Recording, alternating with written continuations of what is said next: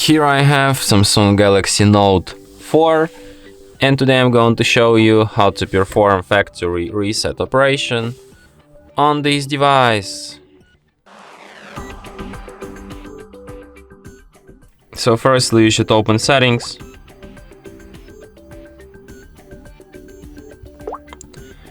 Then you should go to the backup and reset section.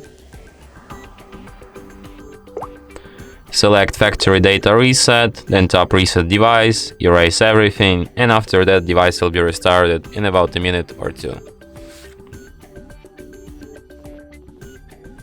And that's it. Thanks for watching.